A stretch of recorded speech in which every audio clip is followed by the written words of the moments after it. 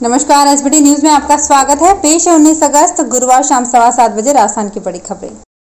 करीब 10 साल बाद तृतीय श्रेणी शिक्षकों के तबादले करने के राज्य सरकार के फैसले से शिक्षकों में खुशी है। इसके साथ ही दूसरी समस्या भी है कि अभी तक डीपीसी नहीं की गई है। ऐसे में अगर तबादलों के बाद डीपीसी होती है तो पदोन्नत शिक्षकों के संबंधित स्कूलों से जाने के बाद फिर पद खाली रह जाएंगे। भरतपुर समेत 6 जिलों में पंचायती राज संस्थाओं के चुनाव होने की वजह से सरकार ने अब 15 सितंबर तक तबादलों को छूट देने का निर्णय लिया है। जन आशीर्वाद यात्रा ने बीजेपी में पोस्टर वॉर खत्म कर दी है। राजस्थान में आज से केंद्रीय मंत्री भूपेंद्र यादव की जन आशीर्वाद यात्रा शुरू हो गई है। जन आशीर्वाद यात्रा के जरिए बीजेपी ने बैनर पोस्टर में धड़ेबंदी और खींचतान कम करने की कवायद की है। यात्रा की सभाओं से लेकर स्वागत कार्यक्रमों के मंचों और बैनर पोस्टरों में पूर्व मुख्यमंत्री वसुंधरा राजे की फोटो लगाए गए हैं। बीजेपी राजस्थान के आधिकारिक सोशल मीडिया अकाउंट से भी जन आशीर्वाद यात्रा के जारी किए डिजिटल पोस्टर में वसुंधरा राजे की फोटो शामिल किए गए हैं।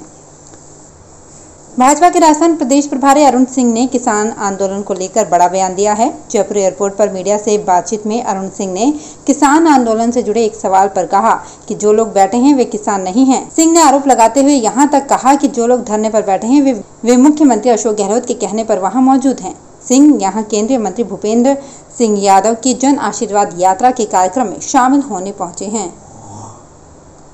टेट परीक्षा के लिए आवेदन कर चुके अभ्यर्थी यदि आवेदन पत्र में अपनी कैटेगरी और भाषा में बदलाव करना चाहते हैं तो वे 31 अगस्त तक आवेदन कर सकते हैं।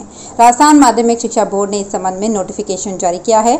इसके मुताबिक अभ्यर्थी ऑफलाइन मोड में भाषा में संशोधन कर सकेंगे। इसके लिए उन्हें अपना आवेदन निर्धारित प्रारूप में कार्यालय में स्पीड पोस्ट के माध्यम से 31 अगस्त तक भेजना होगा। सरकार पोषक अनाज को बढ़ावा देने के लिए फोकस कर रही है। नई दिल्ली स्थित कृषि भवन कार्यालय में केंद्रीय कृषि मंत्री नरेंद्र सिंह तोमर की अध्यक्षता में हुई उच्च स्तरीय बैठक में पोषक अनाज को बढ़ावा देने के लिए कई कार्यक्रम आयोजित करने का फैसला लिया गया। बैठक को संबोधित करते हुए कृषि राज्य मंत्री कैलाश चौधरी ने कहा कि प्रधानमंत्री नरेंद्र मोदी के मार्गदर्शन में केंद्र सरकार द्वारा पहले से भी पोषक अनाज संबंधी योजनाएं और कार्यक्रम चलाए जा रहे हैं।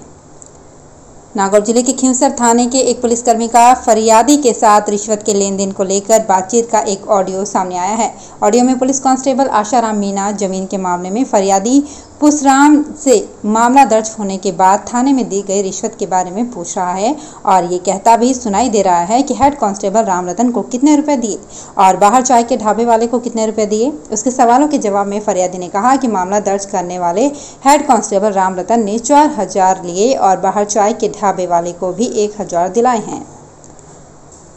भाजपा के पूर्व विधायक ज्ञानदेव आहूजा बुधवार को बारां में जनसंख्या समाधान फाउंडेशन के कार्यक्रम में पहुंचे। यहां आहूजा पत्रकारों से बातचीत की। उन्होंने वसुंधरा राजे के गढ़ में आकर वसुंधरा राजे को केंद्र में मंत्री बनने की नसीहत दे डाली।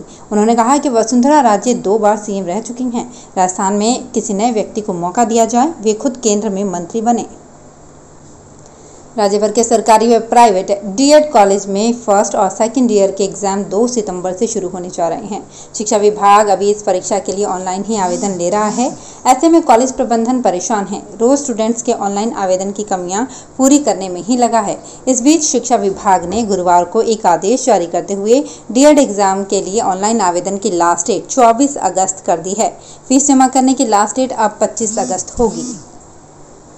ग्रेटर नोएडा क्षेत्र के इकोटेक 3 थाना क्षेत्र में पुलिस ने सुतियाना गांव के पास में स्थित केंद्रीय औद्योगिक सुरक्षा बल के कैंप में दिल्ली पुलिस के उप निरीक्षक के लिए हो रही शारीरिक परीक्षा में दूसरे उम्मीदवारों की जगह शामिल हुए युवक को गिरफ्तार किया है।